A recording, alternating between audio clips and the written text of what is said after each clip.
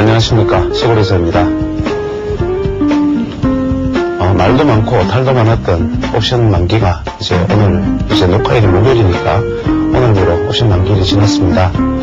일반적인 예상대로 큰 충격 없이 무난히 넘어가는 모습이지만 어젯밤 나스닥의 어떤 역사적 상승 이후에 우리 시장이 오히려 긴 음봉을 그리면서 소폭이나마 마이너스로 끝났다는 점은 비록 옵션 만기일인 점을 감안한다 하더라도 개인 투자자들에게는 상당히 당혹스러운 모습을 보여준 것이 아닌가라는 생각입니다. 그러나 시장은 준비한 사람들에게는 언제나 그리 큰 위험을 주는 법은 아니기 때문에 아마 큰 무리 없이 잘 지내셨으리라 생각은 합니다만은 조금 전에 제가 스태프들과 같이 신조 게시판을 잠깐 살펴보다가 거기에 게시판에 올라있는 한 분의 글을 보고 참 안타까운 마음을 금할 수 없어서 지금 그 얘기를 잠깐 드릴까 합니다. 시청 게시판에 글을 쓰신 분은 주식 투자하기가 애기 낳는 것보다 힘들다라는 제목으로 글을 쓰신 가정주부이신데 그 내용은 불과 얼마 전에 주식 투자를 시작을 해서 200만원으로 주식 투자를 시작을 해서 잠깐 돈의 수익을 내고 그러다 보니까 돈을 조금 더 빌려서 투자를 하고 신용카드 대금까지 빌려서 투자를 하고 하다 보니까 이제는 짧은 기간에 수천만 원의 빚을 졌다고 이제 그것을 만회할 길이 없다고 안타까워하는 모습이셨고 거기에 달린 댓글들도 거의 대부분이 같은 취지인데 동병상련의 생각을 가지고 있지만 그래도 희망이 있지 않느냐라는 위로와 아예 이참에 주식시장을 떠나버리라는 말씀을 조언을 하시는 분들이 같이 연이어 답장이 주고받는 글들이 올려져 있었습니다. 참 안타까운 일입니다. 시장이 무려 지수가 2배가 오를 동안에 번 수익을 불과 100포인트가 하락할 동안에 다 잃어버렸다. 이것이 상식적으로는 불가능하지만 실제로 일어나는 것이 우리 주식시장입니다. 투자자 여러분들은 항상 냉정한 자세로 시장을 침착하게 대응하면서 시장의 희생자가 되지 않고 시장의 승리자가 될 수 있는 길을 그것이 어떤 것인지를 다시 한번 차분히 생각해 보시기를 권하고 싶습니다.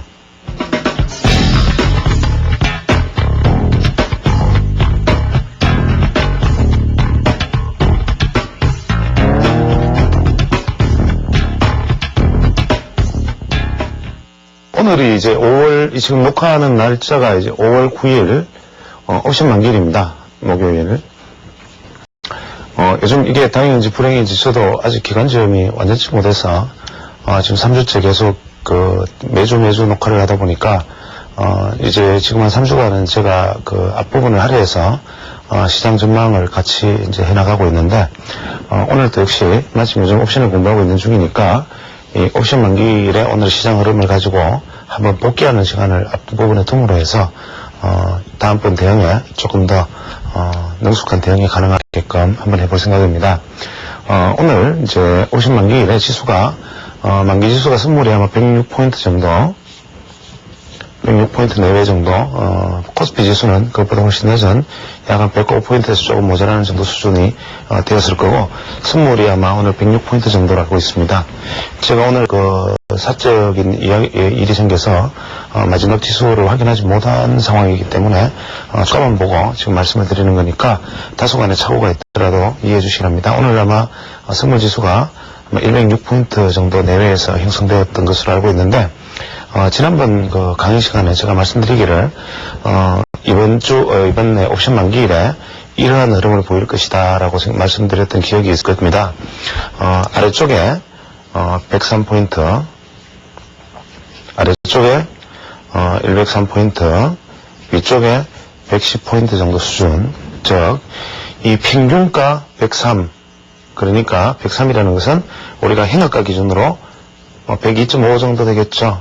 102.5포인트의 행사가를 가진 풋 옵션과 행사가를 가진 옵션과 110포인트, 평균 111포인트, 평균이 111포인트였으니까 행사가 110짜리 옵션, 이 두 개에서 사이에서 승부가 결정날 것이다. 그래서 지난번 아마 이 지점에서 시장이 아마 이렇게 갔다가 화요일경에 이렇게 왔다가 다시 만기에 이 정도 오지 않겠는가, 여기서 끝나지 않겠는가, 이런 말씀을 드린 기억이 있습니다. 그래서 오늘 장중에 제가 아마 지난 월요일인가요? 화요일 정도에 여기 MBN의 스탁투데이에 말씀을 드릴 때 아마 이번 주 옵션 만기일은 105에서 106포인트 정도 수준에서 만기 마감을 할 것 같습니다라는 말씀을 드렸는데, 이것은 이제 점쟁이 이야기가 아니라 기관들의, 소위 말하는 옵션 매도들의 매도 전략은 거의 대부분 이제 양매도 전략입니다.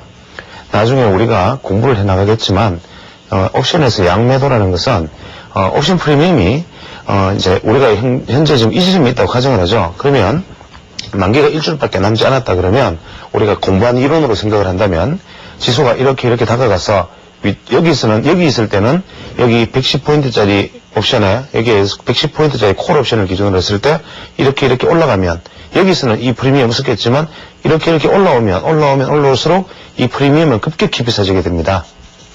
프리미엄이. 그런데 이 옵션 메이저들, 우리나라에서는 주로 증권사들이 해당이 되는데 증권사들이 이렇게 시장에 올라오는 것을 의도했든 하지 않았든 시장에 이렇게 와서 프리미엄이 상당히 비싸질 때 매도를 하고, 즉 비싸진 프리미엄을 매도를 해서 프리미엄을 우리 흔히 이제 속된 말로 따먹기를 한다 그러죠. 프리미엄을. 그 다음에 다시 시장을 떨어뜨려 가지고 시장이 다시 이렇게 왔을 때 여기서는 또 풋옵션을 103포인트짜리 풋옵션이 이번엔 여기서는 102.5포인트짜리 풋옵션이 되겠죠. 떨어졌을 때는 풋옵션의 가치가 또 급증할 테니까 풋옵션의 가치가 이렇게 올라갔을 때 프리미엄이 102.5짜리 프리미엄이 쫙 올라갔을 때 여기서부터 매도를 많이 해서 또 시장이 다시 되돌아가게 만들면 시장이 이렇게 보내가지고 콜옵션이 비싸질 때 매도해버리고 시장을 떨어뜨리고, 또 이렇게 해서 떨어져가지고 이쪽으로 밑으로 내려갔을 때 풋옵션이 비싸지면 이번에는 풋옵션을 매도하면서 또 선물이든 현물을 매수해서 시장을 되돌리고, 이러한 양매도 전략을 취함으로 해서 개인 투자자들은 여기서 계속 사는 거죠. 이 밖에서. 왜? 급등을 노리고. 그렇게 해서 이 안에서 프리미엄을 계속 취하면서, 그러면 최대 이익 포인트가 당시 어떻게 되느냐면 약 한 105에서 106포인트 정도가 최대 이익 포인트 구간이 되는데, 이 구간에 정확히 오늘 맞춰서 끝나버렸습니다. 이것을 보면 우리는 현재 우리 시장에서 소위 말하는 이 메이저의 어떤 파생 메이저라는 것, 파생 메이저는 거의 전형적으로 우리는 아마 대부분이 증권사가, 특히 옵션에서는 증권사가 거의 주도를 하고 있는데, 이 증권사가 이 파생을 주도하면서 거의 시장을 거의 왜곡시키는데 이익을 담당하고 있습니다.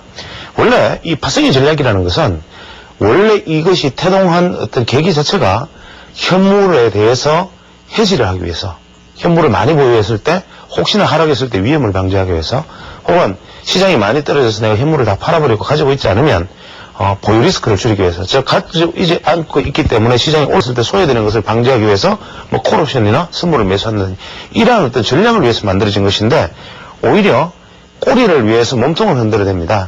즉 증권사는 고유 계정이 있으니까 특히 쉬운 것은 뭐냐면 주가를 끌어올리는 것보다는 끌어내리는 데는 완전히 쉽습니다. 대거 선물을 매도하든지 보유 계정에 있는 주식을 대거 매도해버리면 지수 끌어들이기 쉬우니까 자신감을 보이는 거죠.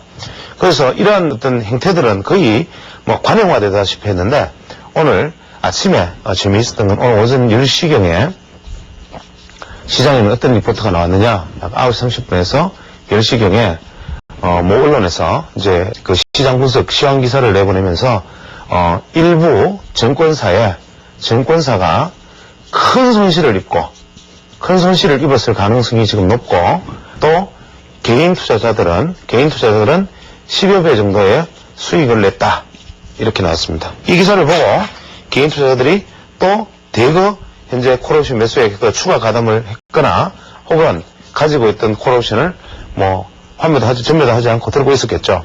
그러나 과연 이렇게 됐을까? 그 천만의 말씀입니다.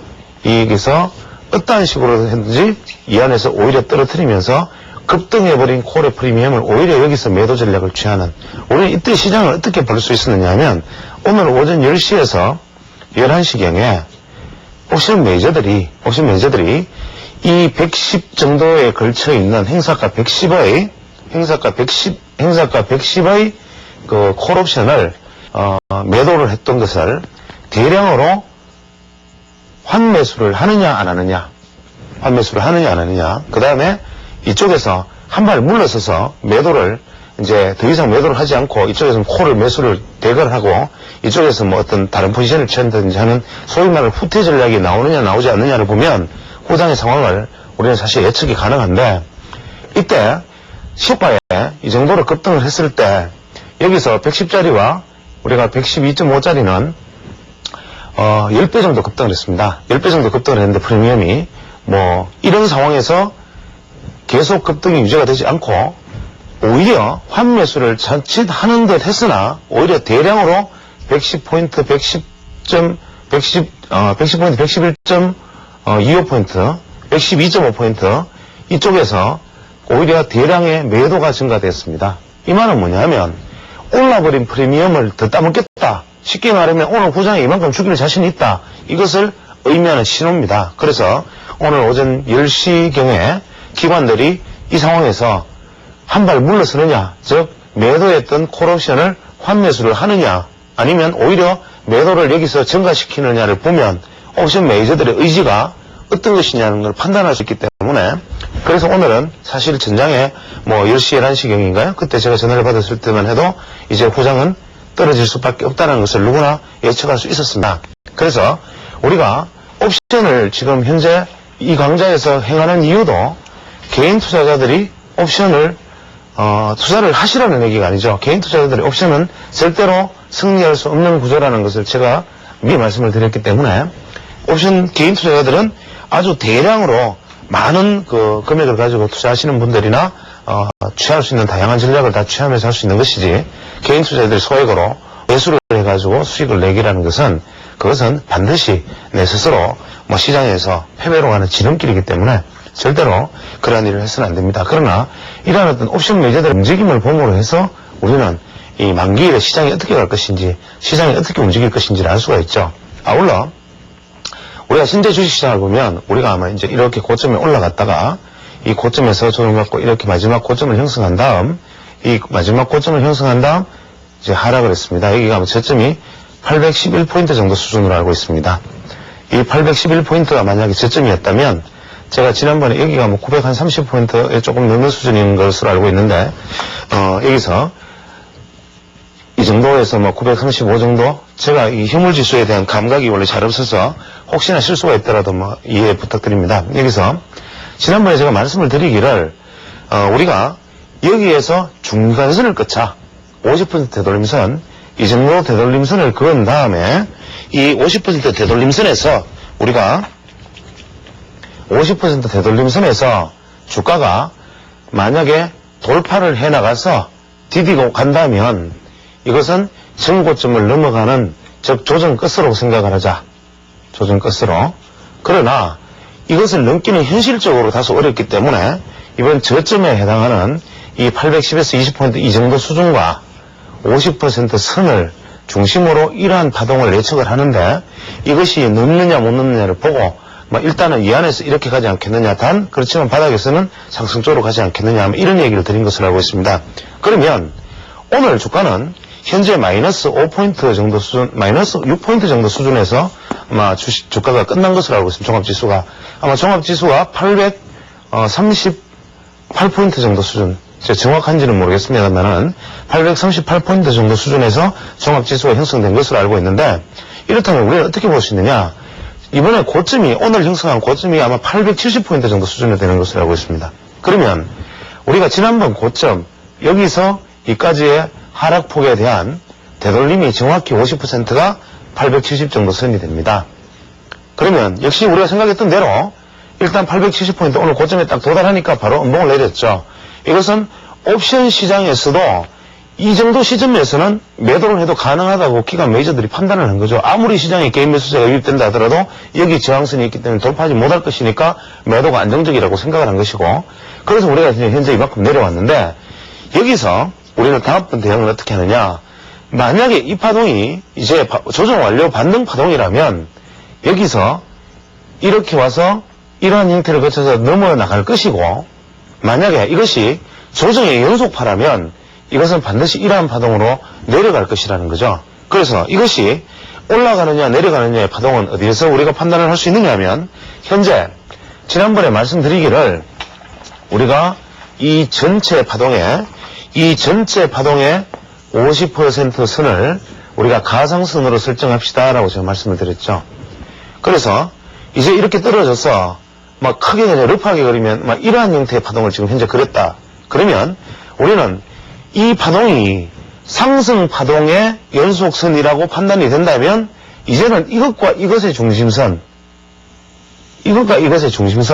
약 840포인트 수준이 되는데 이 840포인트 내외의 선이 만약에 지지를 받고 여기서 갈 수 있다면 그러면서 다시 이 870포인트 선만 넘어설 수 있다면 이것은 반등 파동의 진행으로 볼 수가 있고 840포인트 선을 무너뜨리고 만약에 이쪽 지점 811포인트 선을 향해서 내려간다면 모든 사람이 예상하는 상바닥으로 반등하지 않고 여기서 추락해서 이러한 형태로 제가 지난번에 아마 처음에 말씀드리기를 한 3주 전에 760포인트라고 말씀을 드린 것 같습니다.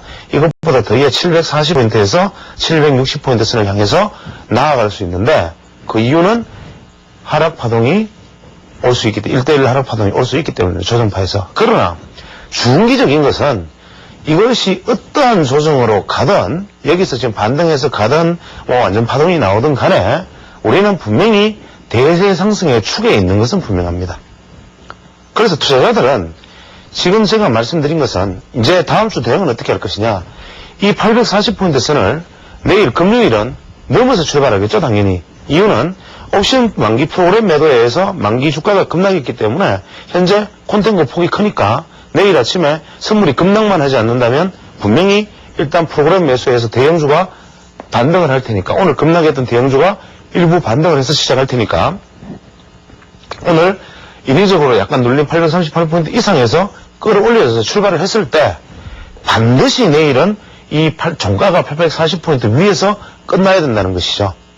그래서 이 금요일날 이렇게 끝나지 못한다면 월요일이나 다음 주 주가 흐름은 이러한 형태에서 이러한 형태로 결국은 내려가지 않겠는가라는 것이 현재 가능성이 가장 높은 시나리오가 되고 이 840포인트 위에서만 끝나준다면 우리는 여기서 다시 870포인트를 돌파하는 순간은 이제는 이 추세의 연장선에 다시 새로운 파동의 출발이라고 인식을 하면 되겠다라는 겁니다. 그래서 이러한 것을 주식에 대해서 우리가 어떻게 대응할 것인가의 관점에서 본 것이고 그러면 이렇게 될 때 우리는 지금 어떠한 과정을 거쳐서 종목을 선정할 것인가 하는 것은 지난번에도 말씀을 드렸는데 제가 아마 이번 주에 관심 종목은 SK텔레콤, KT와 같은 어떤 통신주, 그 다음에 SK텔레콤, KT, 그 다음에 SK와 같은 종목들이 약간 위험성은 있지만 이러한 종목들, 그 다음에 또 어떤 몇 가지 종목들을 제가 국민은행 이러한 종목들을 지난주에 제가 말씀을 드렸던 것 같은데 이 종목들을 선정하는 기준은 200일 이동평균선이 이제 상승 전환을 하려고 할 때 우리는 매수 1국면에 매도 1국면을 거치고 다시 매수 2국면에 도달한 종목군들을 찾아서 이 종목들에 집중 공략하자. 이미 매수 2국면을 거치고 난 다음에 올라가서 다시 이미 매도 2국면에 도달한 종목들은 상승의 폭이 그렇게 크진 않다. 단기적으로. 그래서 우리가 다음번 주도주는 많이들 생각하는 주가가 많이 떨어져서 삼성전자가 이제 그 매수 찬스니까 초강력 매수를 하자고 주장하는 사람들이 있겠고 또 예를 들면 어떻게 떨어지는 낙폭과대주가 어떨 것이다라고 말씀을 여러 가지 얘기들이 할 수 있겠지만 제가 보는 한해는 다음번 주도주는 삼성전자가 아니다. 삼성전자가 40몇만 원까지 44만 원까지 올라서 지금 34만 원까지 떨어졌었죠. 이렇게 떨어졌으면 흔히들 낙폭이 순간적으로 단기 낙폭이 과대한 삼성전자를 사자 이러한 생각을 할 수 있는데 이 삼성전자가 정고점을 넘어가는 데는 시장 수익률을 상회하는 데는 무리가 많습니다. 이유는 마지막에 삼성전자를 사들인 세력이 누구냐? 바로 개인 투자자입니다. 이때 여기서 고점 매도 세력은 누구냐? 외국인과 기관이었죠. 이러한 상황에서 대량으로 거래된 이 거래량의 그늘을 벗어나는 데는 삼성전자는 최소한 이러한 시간이 필요하기 때문에 지금 삼성전자를 시장의 주도주로 다시 나설 것이라기보다는 우리가 흔히 마켓 퍼폼이라 그러죠. 시장 수익률 정도로 바라보고 새로운 대안, 즉 이번에 만약에 반등 파동으로 간다면 횡보 파동에서는 물론 삼성전자가 들락날락하면서 변동률이 우리가 볼라탈리티로 그러죠. 이러한 변동률이 커질 수는 있으되 정말 진정한 주도주는 뭔가를 우리가 만약에 살펴본다면 사실 이번에는 다음번 반동에서는 코스닥 시장의 대안이 될 수 있습니다. 일단 코스닥 시장이 다음 주 초반에는 다소 흔들림을 줄 것 같지만 전반적으로 코스닥 시장 중에서도 일부 종목군들이 일반적으로 좋은 흐름을 모처럼 한번 보여줄 수 있는데 물론 이것도 장기 시각이 아닌 한 개의 파동의 이야기죠. 그래서 이 코스닥 시장에서는 일단은 뭐 우리가 KT와 같은 종목들을 KT가 아니고 여기서 우리가 그 KTF 이라는 종목들을 한번 어떤 상승에 이번에는 선두주자로 나설 수 있는 가능성을 한번 엿보고 그와 관련된 어떤 통신과 관련된 어떤 통신 주변주 뭐 이러한 종목들 그 다음에 우리가 일반적으로 뭐 월드컵과 관련된 수 있는 종목들이 단기 테마가 형성될 수 있겠죠. 두 번째로 거래소 시장에서는 역시 뭐 제가 현재 지금 보기에는 일단은 통신주 중에서도 오늘 SK텔레콤이 급락했습니다만은 SK텔레콤 뭐 그 다음에 KT 제가 KT에 대한 과도한 예정을 가지고 있다라는 얘기를 요즘 듣는데 예전에 제가 지난 여름에 삼성전자에 대한 과도한 예정을 가지고 있다라는 아주 통렬한 비판을 많이 받았던 적이 있었는데 제가 아마 지난 작년 말 이후로 삼성전자에 대해서는 뭐 더 이상 얘기를 한 적이 없을 것으로 압니다. KT 지금 아마 그때 제가 삼성전자를 거론하던 기본으로 KT를 거론하는데 오늘 삼성그룹에서 KT에 지분 참여 의사가 없다라는 얘기를 했습니다. 그래서 단기적으로 주가가 다소 안 좋을 가능성이 있는데 KT 주가가 좋지 않다면 저는 뭐 일단은 긍정적으로 보고 싶습니다. 그다음에 SK텔레콤을 위시한 어떤 데이콤이라든지 이러한 어떤 종목들의 합종 영향에 의해서 통신주가 다음번 주도주로 부상할 가능성을 일단 한번 눈여겨볼 수 있고 그 다음에 우리가 국민은행 이러한 어떤 종목들이 즉 국민은행이 상징하는 것은 뭐냐 그 다음에 LG증권 그 다음에 이러한 종목들이 상징하는 것은 뭐냐 금융주죠. 그래서 이번에는 금융주 중에서도 특히 증권주와 지방은행이 지난번에 오르고 대형은행이 밀렸는데 이번에 우량은행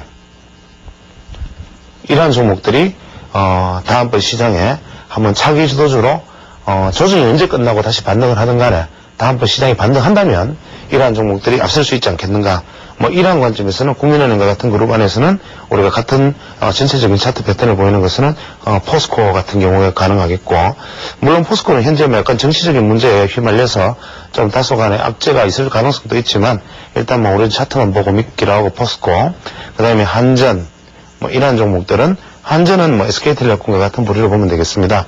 이러한 종목들이 시장을 다음번에 만약에 리드하면 혹시나 그 다음번 주도주는 오히려 우리가 예상치 못했던 이러한 종목들이 아닐까라는 점에서 미리 한번 하락시에 관심을 가져보고 혹시나 이 종목이 선두로 나선다면 그때는 놓치지 않고 미리 초기에 편성하는 어떤 그런 마음의 준비를 하시는 것이 바람직하지 않겠나 싶습니다. 물론 이러한 예상은 문자 그대로 예상이기 때문에 여기서 성급한 선취변을 해서 지금 내가 그렇다면 시골에서가 이렇게 얘기하니까 SK텔레콤을 몽땅 사가지고 있어야지 이러한 관점에서 생각하시면 주식투자는 큰일 나는 거죠. 제가 오늘 아까 서두에 말씀드렸다시피 지금 제가 이 말씀 드리면서도 대단히 지금 조심스럽습니다. 조심스러운 이유는 서두에도 말씀드렸다시피 주식 투자를 현재 과거에 하셨던 분들은 이제 어느 정도 주식이 뭔지를 아시겠지만 지금 현재 아마 새로 시작하시는 분들한테는 참 딜레마가 많을 것으로 합니다. MBN 게시판에서 했던 분 같은 경우에도 뭐 단기적으로 결국 우리가 실패한 원인은 그거죠. 일단 올라갈 때는 상승할 때는 시장이 이렇게 상승할 때는 어떤 식으로든지 내가 사니까 떨어질 때 사니까 되더라는 거죠. 그래서 떨어질 때 사니까 반드시 들고 있으니까 반드시 오르더라. 떨어졌을 때 미수 때려버리니까 더 올라가더라. 이러한 데 익숙해져 있다가 이것이 떨어졌을 때 미수 때리는데 더 떨어져 버리니까 이번에는 하고 미수 때리면 더 떨어져 버리니까 실제로 올랐던 폭에 비해서 하락폭은 적음에도 불구하고 손실은 뭐 대량으로 나는 지금 현재 증권사이트 게시판을 보면 개인 투자자들이 거의 불과 100포인트의 하락인데도 불구하고 개인 투자자들이 거의 벌써 절망적인 목소리를 내는 분들이 있습니다. 그러면 저는 이 대목에서 참 안타깝게 생각하는 것은 무엇이냐면 개인 투자자들의 투자 패턴에 대해서 제가 아주 자주 말씀을 드렸지만 개인 투자자들이 지금 제일 나쁜 버릇은 뭐냐면 예를 들어서 내가 손실을 입었다. 손실을 입었으면 이것을 만회하기 위해서 항상 어떤 방법을 거치느냐면 나를 믿지 못하고 손실을 입은 분들은 반드시 빠른 속도로 신속하게 대박을 찾아서 빨리 회복하겠다는 생각이 망칩니다. 그래서 이분들은 어떻게 하느냐?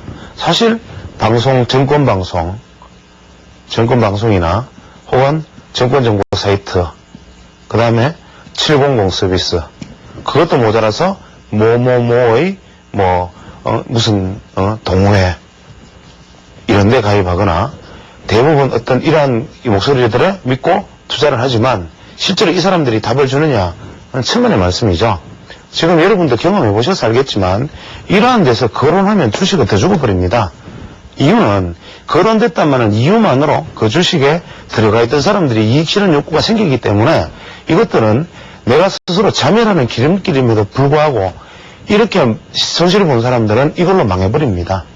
그래서 사실은 제가 이 지금 프로그램을 진행하면서도 사실은 제가 지금 이게 잘하는 짓인지조차도 스스로 판단이 서지 않는데 주식 투자자분이 지금 여기서 만회를 하는 길은 뭐냐면 사실은 시골에서의 기술적 분석 프로그램부터 바로 파워를 꺼버리는 겁니다. 우리가 주식 투자 합니다. 제가 가끔씩 황당한 소리를 잘 하기 때문에 이게 무슨 철학 강의냐 이런 소리도 자주 듣지만 제가 주식 투자에 대해서 한번 생각을 해보겠습니다. 오늘 제가 이것을 갑자기 이렇게 말씀드리는 이유는 참 쉽게 넘어가 버릴 수도 있는 일인지 모르지만 저는 그 MBN 게시판에 올라와 있던 그 분의 어떤 사연에 대해서 대단히 가슴 아프고 그분이 또 하셨던 말씀이 뭐였냐면 지난 겨울에 제가 읽어드렸던 어떤 개인 투자자의 편지를 읽고 굉장히 가슴이 아파했었는데 그것이 지금의 내 이야기이기 때문에 더 괴롭다라는 그분의 이야기 이것이 지금 사실 굉장히 저도 어떤 면에서는 거의 절망적인 생각이 들게끔 합니다. 한번 생각을 해보죠. 다시 또 황당한 소리 한번 해보면 우리 주식 투자하는데 주식 투자가 뭡니까? 주식 투자 언제 합니까? 지금 현재 투자자분들이 주식 투자 하시면 주식 투자 언제 합니까? 항상 하십니까? 항상 하시면 다시 오를 때는 이렇게 올랐다가 떨어지면 이렇게 떨어지고 시장이 이렇게 오를 때는 또 소외됐다가 또 떨어질 때는 이만큼 떨어져서 언젠가는 또 10배, 20배 하락해서 또 나중에 가든 원성과 한탄만 쏟아내는 또 게시판에 한탄을 쏟아내는 그런 투자자가 될 겁니다. 주식 투자 언제 하느냐? 저는 주식 투자를 딱 3번만 한다고 생각합니다. 3번. 3번의 경우 이 말은 제가 농담처럼 드리는 것처럼 보이지만 사실 이거 제가 진담을 담은 일종의 제가 드리고 싶은 진심입니다. 언제 하느냐? 남이 흥분했을 때 이런 얘기 남들 잘 하죠. 또 언제 하느냐? 남이 끌고 있을 때. 3번째 언제 하느냐? 이도 저도 아닌 박사 때. 딱 3번 합니다. 주식 투자는 딱 때가 3번입니다. 우리가 보통 주식 투자를 하면 주식 투자는 결국 도박과 같다 이런 얘기도 많이 하고 주식 투자 법에 대해서 얘기하시는 분들이 많습니다. 주식 투자는 어떻게 하느냐 물으면 어떤 분은 우리가 고점 매수, 저점 매도 이런 역발상을 이야기하시는 분도 있고 또 이건 아주 유명하신 시장의 어떤 제도권에 계시던 분이 하셨던 이야기고 즉 고점 매수, 저점 매도 아주 역발상으로서는 훌륭한 이야기고 두 번째로는 주식 투자의 원론은 뭐냐? 싸게 사서 저점 매수해서 고점 매도하는 거다. 즉 이것은 누가 하느냐? 말은 쉽지만 어렵지 않느냐 그러면 그게 바로 기술이고 그것이 바로 대박을 가르쳐주는 방법이니까 내가 가르쳐줄게 돈 내라 이러지 않습니까? 그런데 이러한 고점 매수든 저점 매수든 주식 투자라는 것은 아무 때나 하는 게 아니고 만약에 고점 매수라면 파동이 이렇게 가다가 이 파동에 고점 매수를 하는 것은 맞고 이 파동에서 지금 돌파할 때 사고 돌파할 때 사면은 수익이 나지만 이것이 이제 상승 파동이 끝나고 떨어질 때는 이것을 여기 샀다가 어떻게 됩니까? 그 다음부터는 급락입니다. 그래서 왜 나는 고점 매수를 하는데 급락을 하느냐? 그것은 뭐냐? 결국은 때를 모르기 때문이고 제가 볼 때는 이 고점 매수, 저점 매도라는 이것도 아마 2000년, 2001년 2년간에 걸쳐서는 아마 주식 투자자들을 거의 깡통으로 몰아넣은 주범 슬로건이 아닌가 생각을 합니다. 이게 국면에 있는 거죠. 그래서 우리가 흥분했을 때, 떨고 있을 때 박스권 이렇게 얘기를 하는데 말은 쉬운데 이게 무슨 얘기냐? 우리가 보통 주식을 도박과 같이 비유를 합니다. 도박이라는 것은 뭐냐? 예를 들어서 포커판을 한번 생각을 해보겠습니다. 저는 포커를 잘 친다는 소리를 듣습니다, 보통. 그래서 뭐, 장난으로 포커를 치면 꽤 잘 친다는 소리를 듣는데, 어떨 때 포커를 치느냐. 이 포커판이 이제 친구들이 모여서 포커를 치겠다라고 판이 형성이 되면, 딱 앉으면 벌써 이 포커판은 내가 이겼다, 졌다라는 것이 금방 판단이 됩니다. 이유는 우리가 포커를 치려고 이렇게 모여보면, 이 안에는 예를 들어서 포커를 뭐 모르시는 분도 있겠지만 좋은 패가 내가 들어오면 얼굴이 붉어지고 주머니에 손이 들어갔다 나왔다 하고 또 뭐 패가 한 장 더 들어와서 투페어에서 만약에 원페어에서 트리플 즉 똑같은 게 세상에 들어 더 좋은 패가 되면 갑자기 지갑이 나오고 뭐 앉았다 섰다 하고 갑자기 뭐 배팅하는 액수가 단위가 막 커지고 얼굴 색깔이 표시가 나는 분이 있죠. 쉽게 흥분하는 분이죠.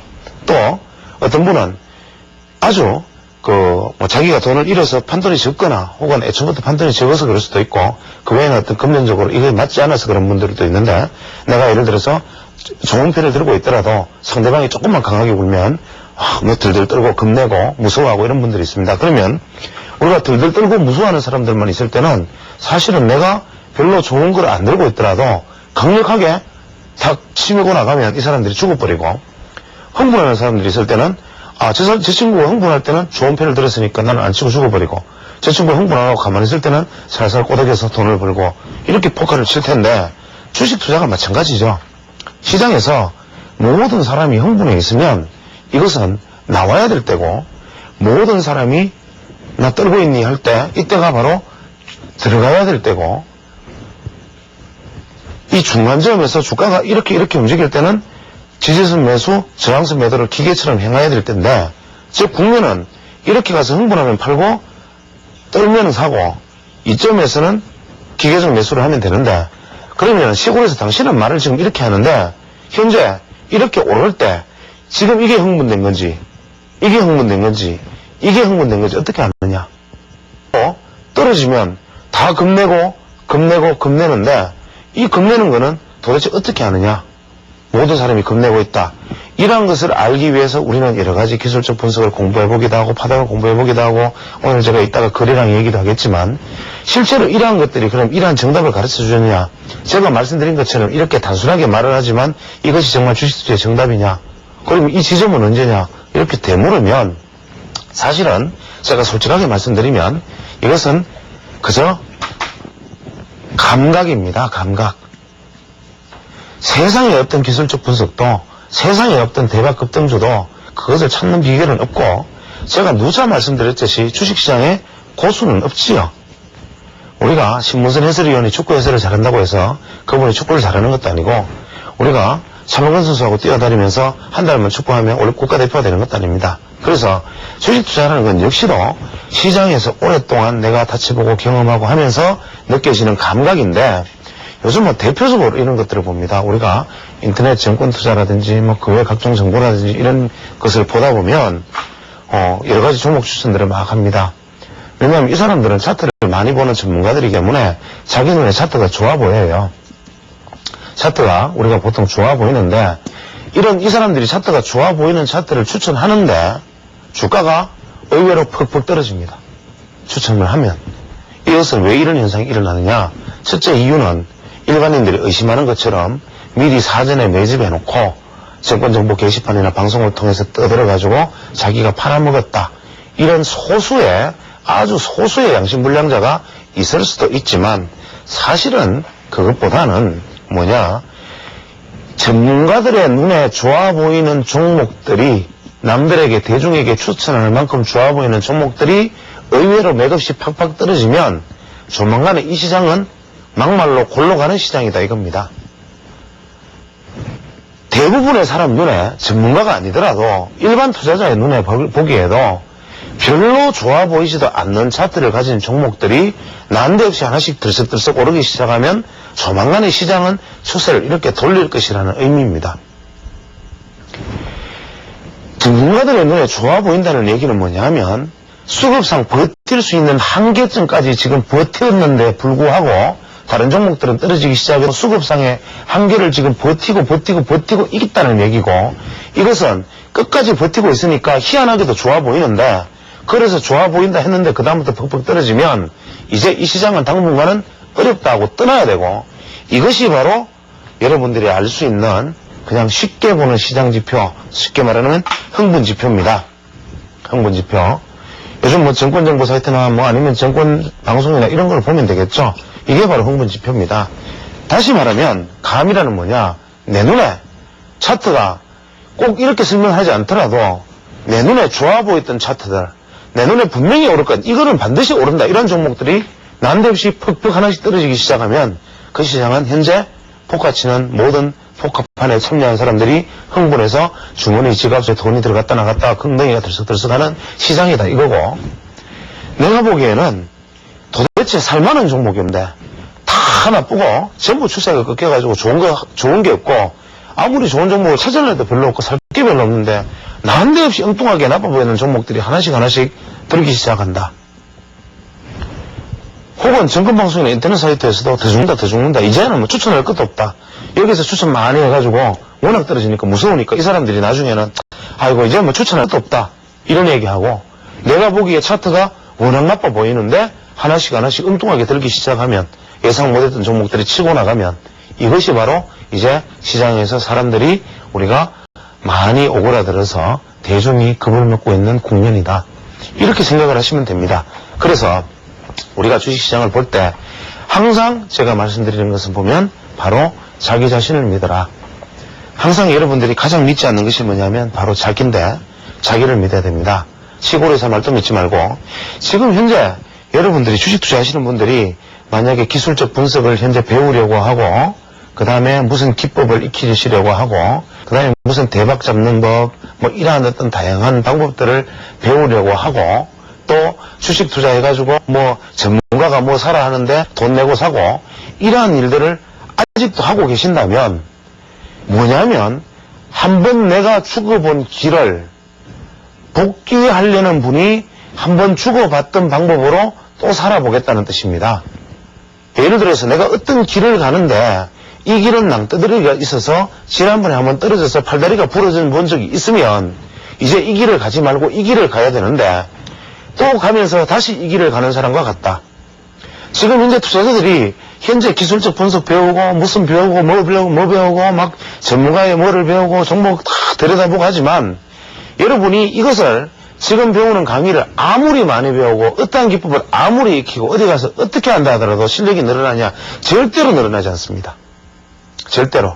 그래서 여러분들이 현재 주식 투자에서 꼭 해야 되는 것은 뭐냐면, 우리가 기본적인 거래량, 뭐 봉, 뭐 이평선, 뭐 그 외에 각종 간단한 어떤 차트 이론들이야 기본적으로 알아둘 일이지만, 그 이외에 어떤 기상천외한 무슨 방법을 알아내겠다는 것은 정말 허황된 꿈을 쫓는 망상이 지나지 않습니다. 이것은 시장에 오랫동안 발을 담았던 제가 단정적으로 확정적으로 드리는 말씀인데, 절대로 주식시장에서 반드시 돈을 벌 수 있는 곳은 없고, 내일 시장이 오를지 내릴지를 알 수 있는 사람은 아무도 없다. 저 역시 내일 시장이 오르냐 내리냐고 물으면 저는 50%밖에 맞힐 수가 없고, 여러분 역시 50%밖에 맞힐 수 없는데, 그럼 고수 전문가라는 사람은 그럼 왜 실제로 나보다 나으냐? 이것은 뭐냐면, 내일이 오를지 내릴지 50%밖에 모르기는 매한가지지만 자기 생각대로 50%가 올랐을 때는 수익을 내고, 자기 생각과 반대로 50%가 떨어졌을 때는 이 순간에 대응을 잘하기 때문입니다. 개인 투자자는 자기 생각에 오를 것 같아서 샀는데, 전문가의 추천을 받아서 샀는데 떨어지면 안절부절 좌불안쓰면 어쩔 줄을 모르고 갑자기 머리가 핑 돌고 가슴이 답답하고 심장이 두근거립니다. 어떻게 해야 될지를 모르죠. 아침에 5% 떨어져 버리면 이제 반등을 할지 안 할지, 그때는 호가단위가 100원씩만 움직여도 갑자기 17,000원짜리 주가가 16,900원이 되면 심장이 출렁하고 17,000원에 7자만 달아도 가슴이 안도하고, 이러한 상황에서 어쩌다 해서 손절매하고 나면 다 되어오르고 이러기 때문이고, 전문가는 이 상황에서 대응하는 게 전문가이지, 이것이 이렇게 간다 이렇게 말하시는 전문가가 있다면 그 전문가는 제가 다놓고 사부로 모시겠습니다. 그것은 불가능한 일이라는 걸 미리 말씀을 드리고, 반드시 현재 주식 투자를 오랫동안 하신 분들은 어쩔 수 없이 배워야겠죠. 저 같은 사람 방송하는 것도 들어보고 저 친구가 뭐라고 하나, 혹시 무슨 참신한 얘기 하지 않나 들어봐야겠지만, 지금 시장이 뛰어든 지 3년 미만에 계시는 분들은 절대로 더 이상 주식시장에서 무엇인가 뭐 전문가 고수들에게 얻으려고 하지 말고, 절대로 전문가 고수들에게 무엇인가 얻으려 하지 마세요. 하지 말고, 여기서 내가 알고 있는 어떤 기본적인 분석법 이러한 것들 이외에 더 어떠한 기상천외한 분석법을 알기 위해서 찾아다니지도 말고, 절대로 그것이 돈 벌어주지 않기 때문에 다만 제가 시장을 먼저 앞서 있는 선배로서 여러분들이 말씀을 드리면 지금은 중기 추세 대세 상승 국면이기 때문에 200일 이평선에 지금 현재 돌파해서 200일 이평선에 디디고 지지하는 것만 확인을 하면 이러한 종목들을 사서 묻어버리십시오. 묻어버리시고 혹은 200일 이평선을 좀 더 안전하게 하려면 돌파해서 200일 이평선을 지지하고 지난번 고점을 돌파하는 종목 이때에서 주식을 사서 묻어버리면 반드시 주식 투자에서 앞으로 그렇게 하고 더 이상 증권사에 수수료 보태주지도 말고 이런 증권 전문가 저 같은 사람이 하는 방송도 보지 말고 그냥 생업에 돌아가서 종사하시면 반드시 좋은 결과를 얻을 수가 있을 것입니다. 항상 제가 드리는 말씀이지만 원래는 오늘 거래량을 하기로 했었는데 제가 또 사슬이 길어져서 또 거래량을 강좌를 갖지 못하고 오늘 또 엉뚱한 소리로 시간을 다 보내버렸는데 이 점에 대해서 깊은 사과드립니다. 다음 시간에 거래량에 대해서 이어서하겠습니다.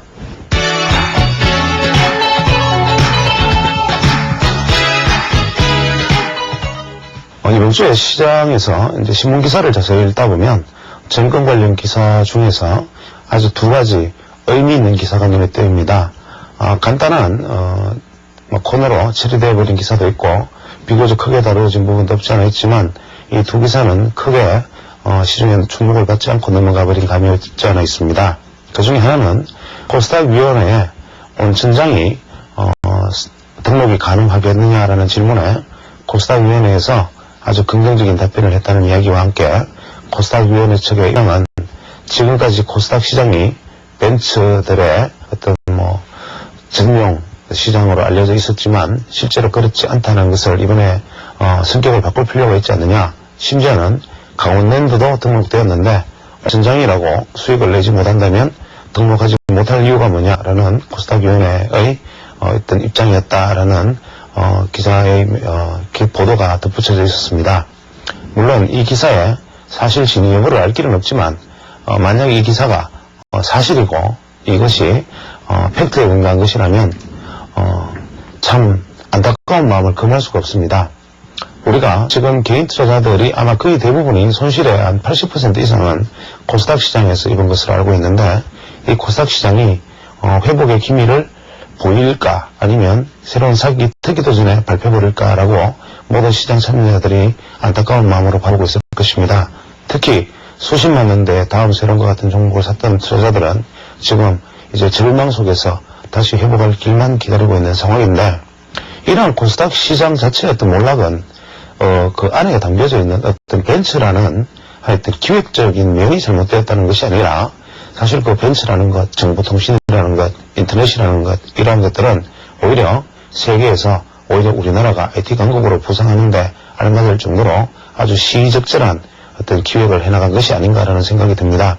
그러나 문제는 항상 운용의 묘에 달려있듯이 코스닥 시장에서 과도한 물량 공급으로 인해서 이제 어느 누구도 소화해낼 수 없는 대량의 물량을 떠안고 넘어진 투자자들이 이제 비록 그것이 의도는 좋았다고 하나 그 안에서 이제 절망하고 있는 투자자들을 생각한다면 이 시점에서는 그때 아주 무분별하게 등록되었던 기업들을 속아내고 이제 건전하고 발전성 있는 기업만으로 제로된 어떤 시장을 만들어 보자라는 의지가 중요한 것인데도 불구하고 어떤 조직의 논리, 즉 조직이기주의에 빠져서 조직과 시장을 확대하려는 어떤 노력들이 이러한 어떤 투자자들의 바람과는 아주 배치되는 입장으로 시장을 오히려 이제는 온천장까지 등록을 하겠다라는 발상들, 온천장이면 등록이 어떤가라는 발상은 연이어 갈비집, 나중엔 잘 되는 사롱, 그것도 모자라서 미장원, 이제 나중에 사채업도 잘 되는 사채업자들도 금융업으로 등록을 할 수 있지 않겠습니까? 같은 논리라면.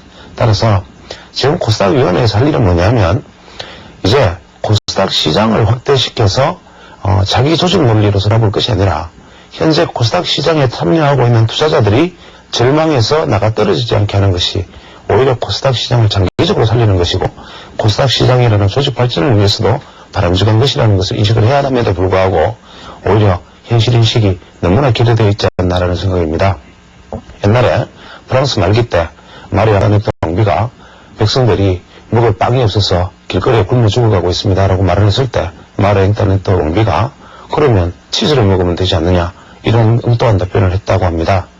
그 논리나 지금 코스닥 위원회에서 원천장이 등록하지 못할 것이 뭐 있느냐라는 논리나 무엇이 다를 바가 있는지 반문해보고 싶은 마음입니다.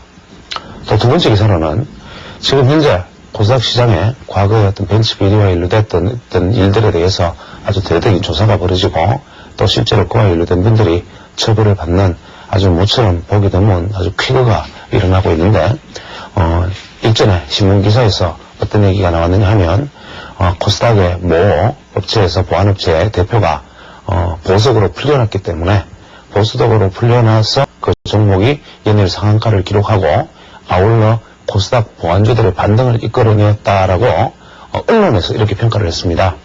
그 언론 평가의 요지는 무엇이냐면 코스닥 벤처 비리에 연루된 코스닥 대표가 석방된 것을 본다면 이제 월드컵을 앞둔 정부 당국에서 더 이상 사건을 확대시키지 않고 유야무야 덮어버리겠다는 이점에서 종결하겠다는 의지가 아닐까라고 시장이 짐작을 하고 그 대표의 석방을 코스닥 투자자들은 이제 코스닥 비리 조사의 끝으로 판단한 투자자들이 오히려 상승을 이끌어내는데 일조를 했다. 이렇게 분석을 했는데 저는 이것이 사실이 아니라고 믿어 의심치 않지만 이것이 사실이라면 사실 이건 남아프리카나 아니 수단, 가봉, 봉고 같은 나라에서나 가능한 이야기입니다. 저는 지금 현재 정부 당국에서 코스닥 비리, 벤치 비리, 그 작전 이러한 것들에 관련된 일들을 비록 때는 늦었으나 때는 늦다 하더라도 지금 일일이 조사를 하고 거기에 대한 처벌을 하는 것들에 대해서 아주 대대적인 박수를 보내는 마음입니다. 그러나 이러한 것이 정치 논리에 입각해서 월드컵을 앞두고 있기 때문에 이제 유야무야 하겠다라든지 어떤 대선을 앞두고 있기 때문에 덮어둔다라든지 이러한 것들은 투자자들은 단순히 지금쯤 이제 그만하고 놔두면 코스닥 시장이 오르지 않겠느냐라고 생각을 하겠지만 그것은 그렇지 않습니다. 현재 시장이 가지고 있는 어떤 잠복된 어떤 문제들을 그대로 안고 간다면 반드시 대선 이후에 또 새로이 어떤 과거의 문제들을 되짚어내고 또 그것들을 대대적으로 사정하고 또 그 안에서 또 흑과 벽을 가리는 작업이 벌어질 것이고 또 그렇게 되기 이전에 각종 루머가 난무하고 또 지금 살아남은 기업 중에서 누구누구는 어떻게 관련이 됐는데 대선 이후에 어떻게 될 것이다. 혹은 어떤 회사는 어떻게 했는데 이것을 이렇게 살아남았다. 이러한 루머들만 시장에서 계속 확대 재생산되면서 올 연말 내년 심지어는 내년까지도 그렇게 되면 오히려 시장을 죽이는 길이 됩니다. 따라서 우리는 몸에 종기가 생기면 반드시 칼로 도려내는 외과 수술을 해야지 종기가 생겼는데도 불구하고 마이싱이나 먹고 기다린다면 병을 키우듯이 현재 우리 시장 전반에 걸쳐서 아주 어둡고 검은 집단들이 이루어냈던 그러한 어떤 어두운 작전들과 그런 어떤 불공정 거래 행위들을 지금이라도 하나같이 적발을 해서 반드시 처벌을 하면 이제는 시장에서 나쁜 일을 하면 반드시 처벌을 받는다라는 공식이 시장에 선다면 또 과거에 잘못이 있었던 기업들은 거기에 대해서 응분의 어떤 대해서 대가를 받고 다음부터는 그렇게 하지 않는다는 자정각서를 쓴다면 이제 투자자들의 신뢰는 시장이 모여지고 또 이제 더 이상 코스닥 시장이 그런 루머나 소문에 의해서 흔들리는 일이 두 번 다시 없을 것이며 그것이 바로 한국 주식시장을 앞으로 5년 장기, 10년 장기의 대지 상승으로 이끄는 발판이 될 수 있다는 것을 우리 투자자들이나 혹은 당국에서도 반드시 기억을 해야 하며 우리 투자자들도 당국의 이러한 조사에 대해서 시장 하락에 대한 우려로 반감을 표시하는 것보다는 오히려 현재 시점에서 비록 힘들겠지만 과거의 일이니까 그러한 조사 의지에 대해서 아주 강력한 지지와 성원을 보냄으로써 이제 지금 정부 당국에서 하고 있는 이러한 어떤 작업들이 나름대로 좋은 결실을 맺을 수 있는 그런 일이 될 수 있도록 다 같이 노력해야 할 때가 아닌가 생각됩니다. 감사합니다.